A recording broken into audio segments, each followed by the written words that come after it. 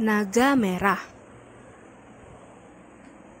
Beribu tahun yang lalu, hidup seekor naga raksasa berwarna merah. Dia sudah bosan hidup di bumi.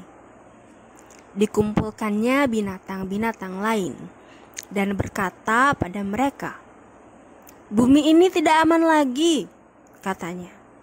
"Manusia akan memburu dan membunuh kita. Di balik awan ada sebuah tempat yang aman dan indah. Manusia tak akan bisa pergi ke sana. Naiklah ke punggungku, kuterbangkan kalian ke sana." Binatang-binatang berebut naik ke punggung naga merah. Singa, raja hutan, tak ikut berdesakan. Pikirnya, sebagai raja, tentulah hina berdesakan begitu dengan rakyatnya. Harimau tidak peduli akan usul naga merah. Harimau suka pada hal-hal yang mendebarkan. Menurut dia, berkelahi dengan manusia meskipun berbahaya, tapi membuatnya puas. Naga merah segera sadar, tak mungkin dia mengangkut semua binatang itu sekaligus. "Turunlah sebagian," pintanya. "Terlalu berat, aku tak kuat bangkit, apalagi terbang ke balik awan." Gajah melotot ke arah kuda Nil. "Hei, kau harus turun, badanmu mirip karung jerami," bentaknya. Kuda Nil marah. "Mau menang sendiri ya?" balasnya. "Kayak yang badannya seringan bulu saja." Jerapah tak mau kalah. "Kupikir badak yang harus turun," katanya. "Dia yang paling berat." "Tapi aku yang paling dulu naik," jawab badak sengit. "Tidak adil kalau aku yang harus turun.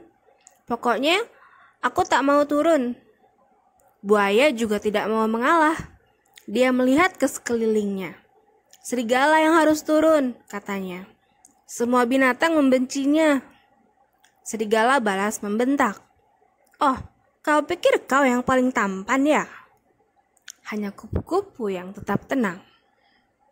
"Aku ikut rombongan kedua saja," katanya sambil terbang dari leher naga merah.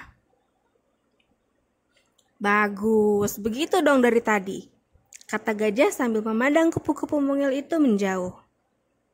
"Sudah ada yang turun. Ayo naga merah, kita berangkat."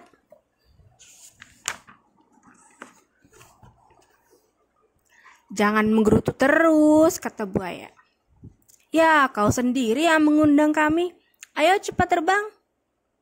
Naga merah menggeliat, mendengus, menggeram, dan akhirnya terbang. Sampai setinggi pohon, baru dia tahu bebannya terlalu berat.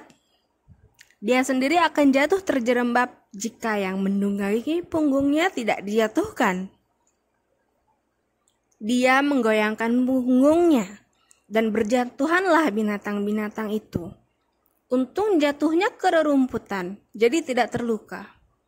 Tapi, bagaimana mereka jatuh ke tanah waktu itu? Telah membuat perubahan bentuk tubuh yang besar, yang sampai kini bisa kita lihat. Buaya jatuh pada keempat kakinya. Kaki-kaki itu mengkerut jadi pendek sekali.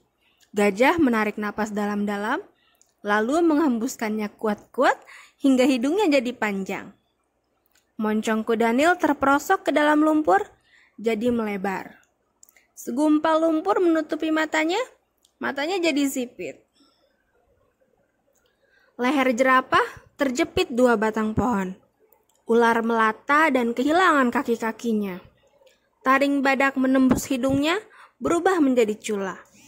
Itulah sebabnya mengapa binatang-binatang jadi seperti itu. Bagaimana nasib si naga merah? Tak ada seorang pun yang tahu persis. Mungkin dia terbang jauh dan tak pernah kembali lagi. Mungkin juga dia kembali ke bumi dan tinggal dalam gua di tengah hutan yang belum terjamah. Suatu saat kelak, mungkin dia akan muncul lagi. Pandanglah langit luas. Kalau kau bisa melihat seekor naga merah melayang-layang.